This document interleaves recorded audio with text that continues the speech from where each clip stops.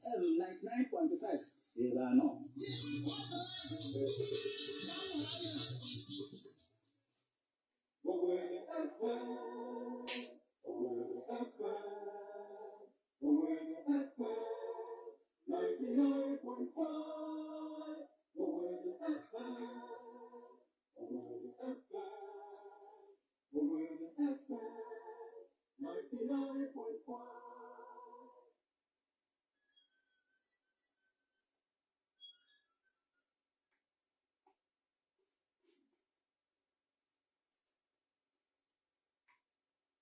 Akụọla elekere 7 nke ụtụtụ.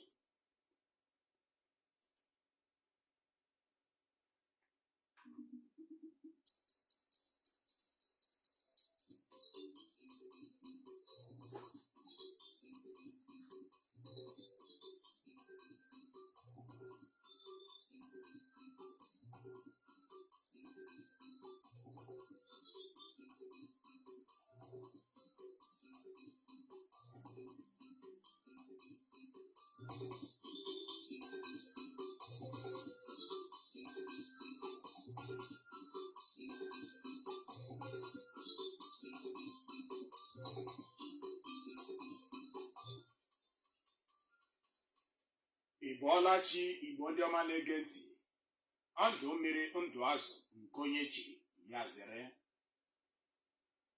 Nnọọ n'akụkọ ụwa nke ọtụtụ taa na-erughị ntị site n'ụlọ mgbasa ozi Owerri 99.5 FM Enugu. Tata bụ ụbọchị Tuzdee, ahịa Afọ, mkpụrụ abalị 4 nke ọnwa 2 n'afọ 2025. Na mbụ, gere ọkpụkpụ isiokwu ndị ahụ ghọrọ anyị isi akụkọ.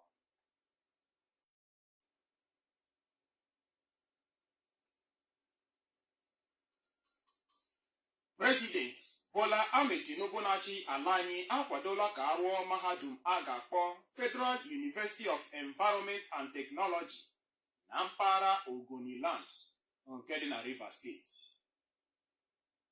Aka ndị ụlọọrụ EFCC akparala ụmụafọ mba China, Philippines, Malaysia, Indonesia yanakwa mba Pakistan bụ ndị nọ n'ala anyị kemgbe na-egbu ndị mmadụ ujoro. Anwụchiela onye ọkaiwu adịgboroja akpọrọ fake lawyer na Delta steeti. Akụkọ ndị a na ndị ọzọ ka anyị ji bịa na nke ụtụtụ taa. Tọzie chere na ka anyị buturo gị akụkọ ndị a na ndị ọzọ hiri otu, ma cheta na akụkọ ụwa anyị na-agakwa n'iru n'ọnya mgbobido anyị bụ www.owerrifm.org. Onye ji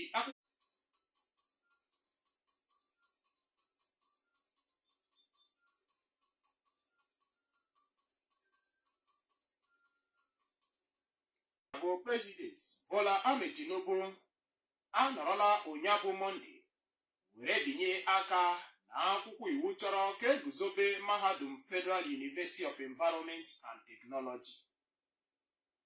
Mahadum ahụ bụ na Ogoniland nke dị na kansụl ime obodo Tai nke Rivers Steeti ka a ga-ahụ ya. N'oge ọ na-ebinye aka na akwụkwọ ahụ nke were ọnọdụ n'ogige State House ka President Tinubu kwuru na nguzobe nke mahadum ahụ ga-ewulite ụmụafọ Ogoni ma kepụtara ha ohere ha ga-eji sonyere n'ihe a na-eme n'obodo tinyere mmepe nke obodo ha. Onye isi ala toro ndị omebe iwu nke ụlọ nzukọ ogo etiti, ọkachasị ụlọ nzukọ ukwu Senate yana ogbo ha nke ụlọ nnọchiteanya House of Representatives maka ịhụ na nrọ nke nguzobe mahadum ahụ bịara na mmezu. N'aka nke ya ka minista na-ahụ maka agụmakwụkwọ n'ala anyị bụ Tunji Alausa kwuru na mahadum ahụ ga-ekepụta ohere maka ngalaba ihe ọmụmụ nke gụnyere environmental science, clean energy yana sustainable technology, bụcha nke ga-enye ụmụakwụkwọ ụbara amamihe ha ga-eji na-edozi okwu ọbụla metụtara gburugburu ebe obibi. Onye ji ọkwa National Security Advisor bụ Malam Nuhu Ribadu kwuru n'aka nke ya na mahadum ahụ ga-edozi esemokwu n'oke mgbe na-eko achịcha tinyere mbọ a gbagoro iweghachi ebube nke Ogoniland. Onye ọzọ kwuru okwu na mmemme ahụ bụ Senetọ Mpigi Barinadam, ọkwa onye ndu nke ala Ogoni bịara maka nguzobe mahadum ahụ, kelere onye isi ala maka afọ ọma ya, tinyere minista na-ahụ maka FCT ya na onye National Security Advisor bụ Malam Nuhu Ribadu, bụ ndị okwu na ọ bụ ha mere ka ya bụ amụma bịa na mmezu.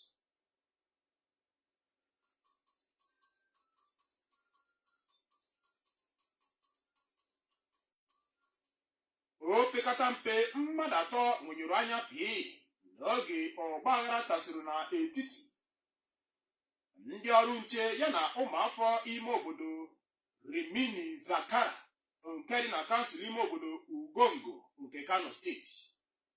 Kọmishọna na-ahụ maka mgbasa ozi na steeti ahụ bụ Ibrahim Waya kwuru nke a mgbe ọ na-agwa ndị nta akụkọ okwu ụnyaahụ Monde na Kano. Waya kwuru na ya bụ njinji iji n'abalị ụbọchị ụka n'oge ndị ọrụ nke gọọmenti steeti ahụ gara ịkwatu ụlọ ndị arụ n'ụzọ iwu na-akwadoghị, bụ oge ụmụafọ obodo ahụ nọrọ jụụ na nke ahụ agaghị eme. Dịka onye kọmishọna ahụ siri kọwaa, esemokwu ahụ metụtara otu obosara ala nke mahadum Ado Bayero University Kano kwuru na ọ bụ ha nwe ya, ma bụrụkwa nke gọọmenti gwagoro ndị bi na ya ka ha sepụ aka ha na ya kpamkpam. N'oge ahụ ka ọgbaghara nọrọ adapụta n'etiti ndị ọrụ nche so ndị ahụ bịa ịkwatu ya bụ ụlọ ha na ụmụafọ obodo ahụ. Kọmishọna ahụ kwuru na mmadụ atọ bụ ndị ọrụ nche Nigerian Security and Civil Defense Corps nọrọ n'oge ahụ nweta oke ihe mmerụ ahụ, bụ ndị nọ ka ọ dị ugbu a n'ụlọ ọgwụ na-anara ọgwụgwọ. Ọ gwara ndị nta akụkọ na gọọmenti steeti ahụ eguzobela otu kọmiti ga-esi imi na na-achọpụta ihe ọ bụ ya mere n'oge ahụ.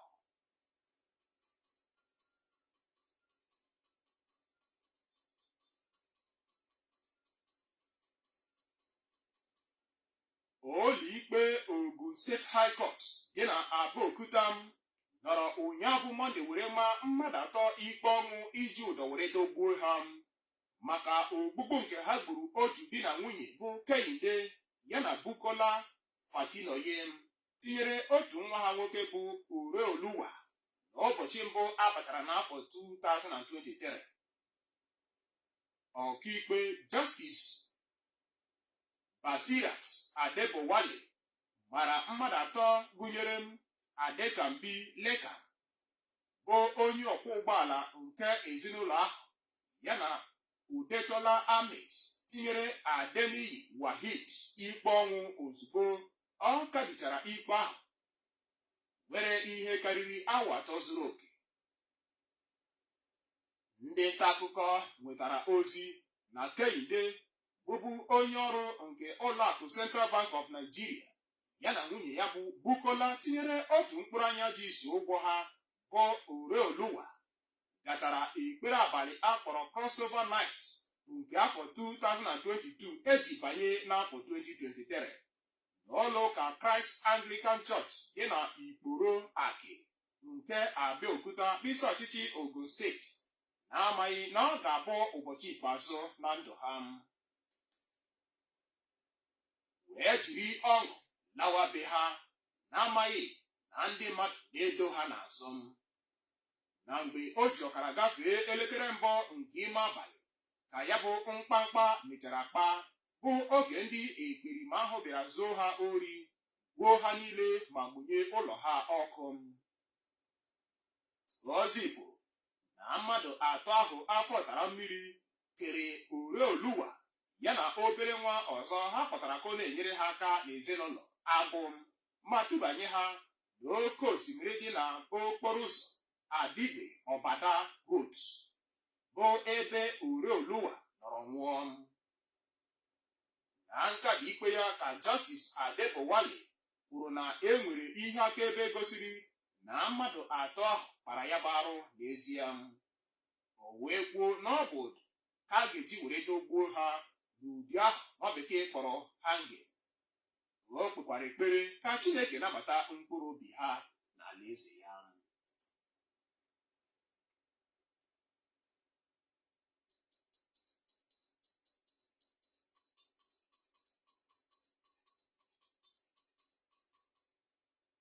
Ụlọ ọrụ na-ebu agha emegide mpụ na arụ n'ala anyị akpọrọ Economic and Financial Crime Commission EFCC n'ahịa ngalaba ya nke Lagos Zonal Directorate idugharịala ụmụafọ mba China dị 29, ụmụafọ mba Philippines dị 10, ụmụafọ mba Malaysia, Indonesia yana Pakistan dịcha 1 n'ihu ụlọikpe Federal High Court nke dị na Lagos State.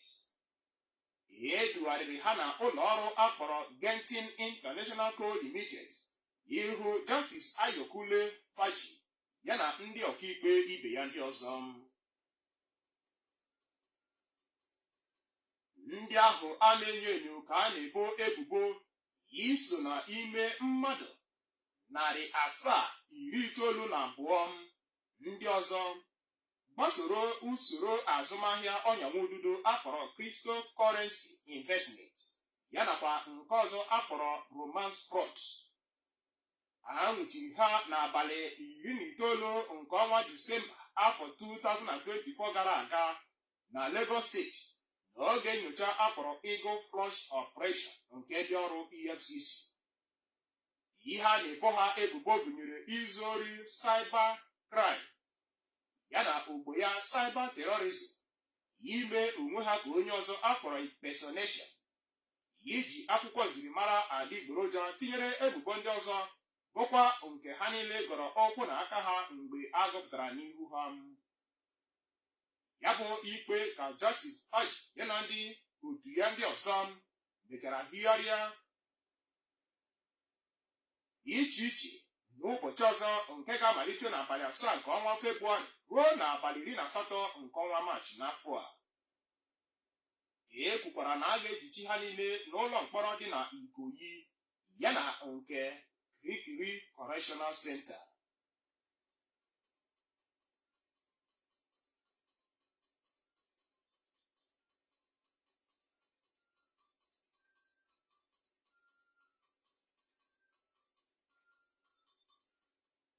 A chịkọbala ọgbakọ ọzụzụ nke nkụzi ihe udo akpọrọ Workshop on Peace Management nyere ndị nchịkwa otu Caretaker Committee obodo Ukana Autonomous Community dị na Udi Local Government Area na Enugu Steeti.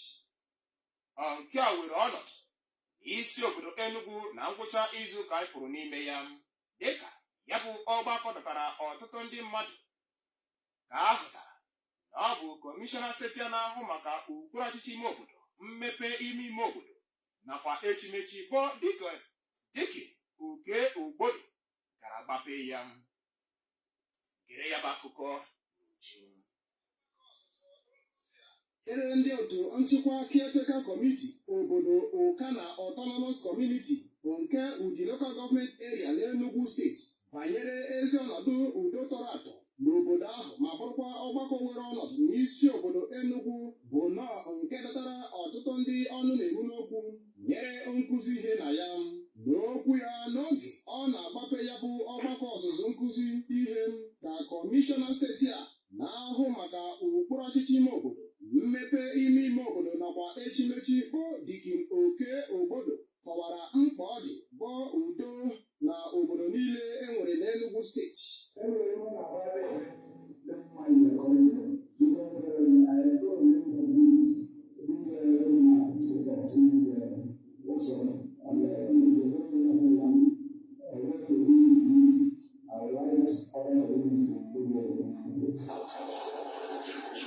N'okwu ha ka eze ọdịnala ya bụ obodo Ukana kpọ His Royal Highness Igwe Tọgbo Ụbaka nakwa onye isi oche otu Caretaker Committee obodo ahụ achịkọbara ọgbakọ a nyere bụ Chief Martin Abaro kwupụtara obi aṅụrị ha nyere ọgbakọ ọzụzụ nkụzi ihe udo a.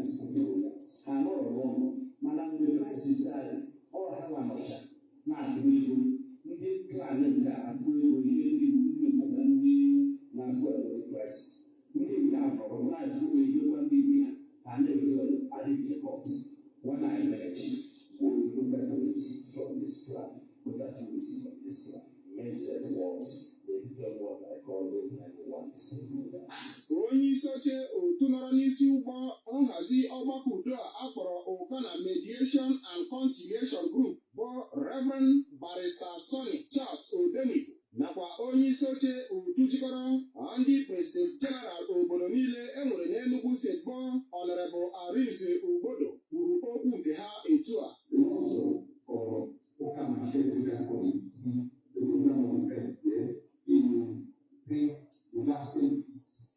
I'm here on invitation, and I've seen the outcome of this coach. There's no doubt they have succeeded by making sure that this structure is so definitely it will come out as there's no community in the that will also have one crisis of readiness. But the most important thing is managing this. Ndị ọzọ kwuru okwu n'ọgbakọ nkụzi ihe udo a gụnyere Maazị Ejike Ilo jiakwa President General obodo Ehuri Achị dị na Oti River Local Government Area, Reverend Father Prọfesọ Augustine Akụbuo, Sir Christian Amalụ gụnyere ọtụtụ ndị ọzọ. N'aha onye nta akụkọ anyị wuchiri n'ọgbakọ a bụ Esther Iwuchukwu, abụ Chika. N'Owere 99.5 FM Enugu ka akụkọ ụwa ndị anyị na-anụ si were na-abịara gị. Anyị ga-aga n'ihu ma anyị gacha obere ezumike.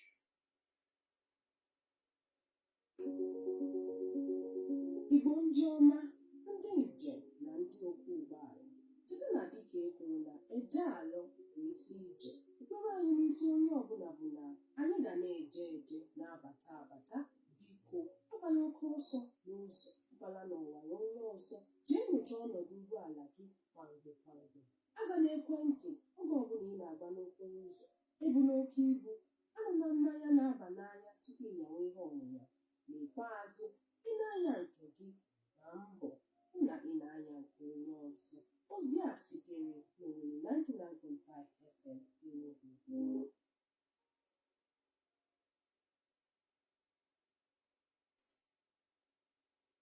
Ndị awọ dịka ka na-aga n'ihu na-esonyere anyị ka anyị gaa n'ihu na akụkọ ndị ọzọ fọrọ anyị n'aka m. Otu jikọrọ ụmụafọ obodo Ogwugwu nke dị na Ọgụ Local Government Area na Enugu steeti akpọrọ Ogwugwu Progressive Union OPU ajụla ya kpamkpam bụ ebubo ha na-ebo si na Kọmishọna steeti a na-ahụ maka ụkpụrụ ọchịchị ime obodo, mmepe ime obodo nakwa echimechi gbaso usoro megidere iwu ma manyere ha n'ike ndị nchekwa caretaker committee nke Ogwugwu Progressive Union General Assembly OPUGA, n'agbanyeghị na ndị obodo ahụ nwere ndị nchekwa ha gbasoro usoro iwu were họpụta. Nke a pụtara ihe site na ozi ha binyere aka ma nyefee ngalaba akụkọ ụwa anyị ma ndị eji okwu ha agba izu n'Ogwugwu, ndị gụnyere Injinia Innocent Udem, Maazị Sylvester Chukwu, Maazị Camillus Uche Aniowe, Injinia Chukwuemeka Egbo nakwa Maazị Festus Ochim.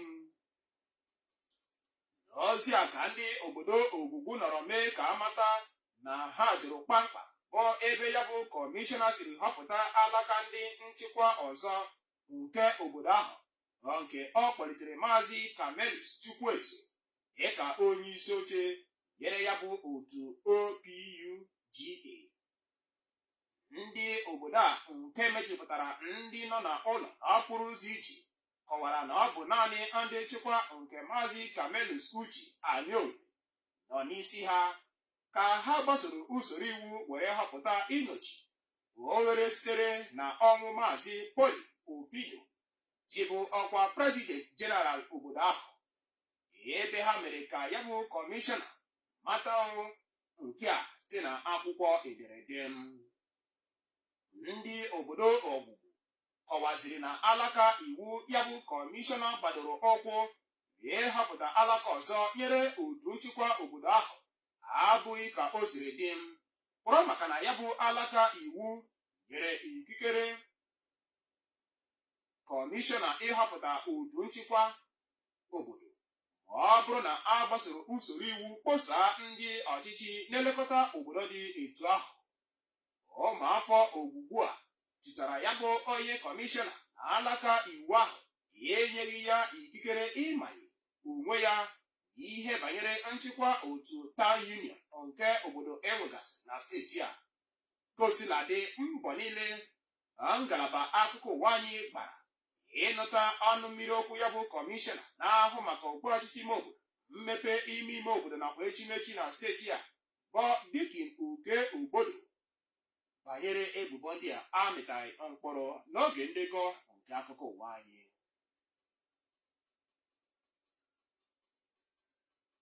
Ka anyị wetara gị akụkọ obi aṅụrị bụ entertainment.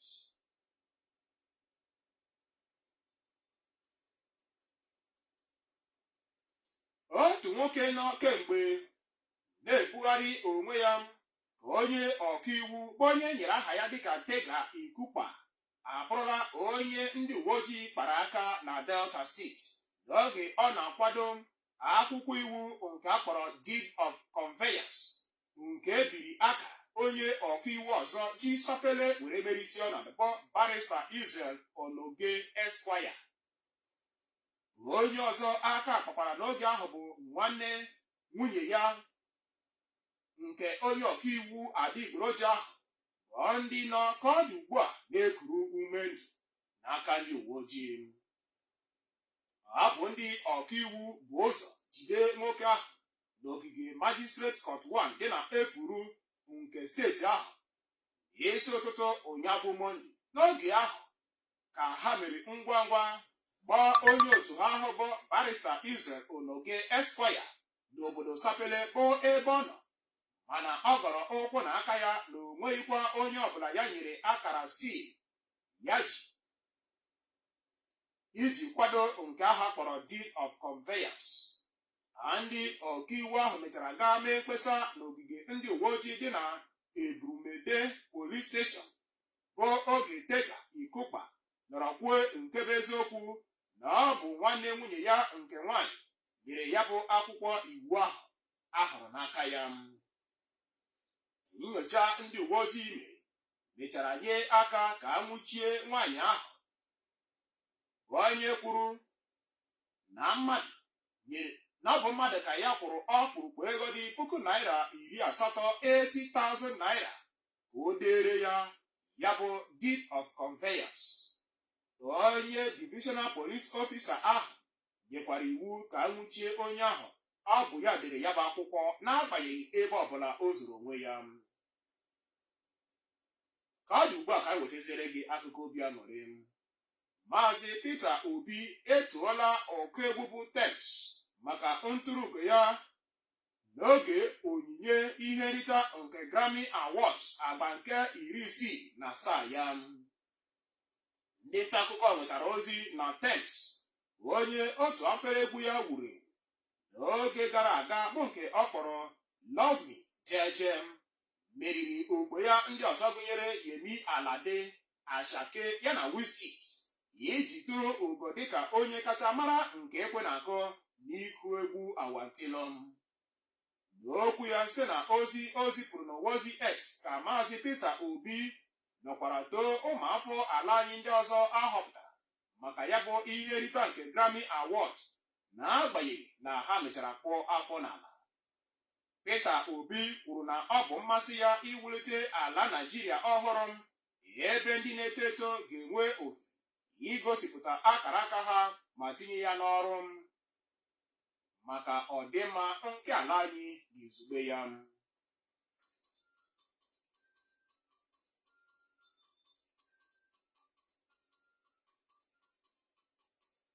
O webụrụ ya Igbo ndị ọma na ọ bụzikwa iweta akụkọ ụwa nke ọtụtụ taa n'isi njedebe, mana tupu anyị awụsa ọwara ga-enwe ntị ọzọ n'ọkpụrụkpụ isiokwu ndị ahụ ghọrọ anyị isi akụkọ. na mbụ ka anyị kọrọ gị na prezident Bola Ahmed Tinubu na-achị ala anyị akwadola ka arụọ mahadum a ga-akpọ Federal University of Environment and Technology na mpaghara Ogoniland nke dị na kansụl ime obodo Tai nke Rivers steeti. Aka ndị ọrụ EFCC akparala ụmụafọ mba China, Philippines, Malaysia, Indonesia yanakwa Pakistan ndị na-acha n'ala anyị kemgbe were na-egwu ndị mmadụ ojoro. N'ikpeazụ ka anyị kọrọ gị n'aka akparala otu onye ọkaiwu adịgboroja akpọ fake lawyer ji Delta steeti bere isi ọnọdụ. Webụrụ ya n'ọkụrụ ọnụ bụ akụkọ ụwa nke ụtụtụ taa bịara gị n'Owerri 99.5 FM Enugu ọdịnala. N'aha Nnabufenwekwu ya na ndị otu ya dekọrọ akụkọ ndị a ị nụrụ ka m Chika Nwazu onye tụgharịrị ma gụọrọ gị n'asụsụ Igbo ji ekenesi gị ike maka isonyere anyị. Ka ụbọchị taa mara anyị mma, Igbo ndị ọma, ya gaziere gị.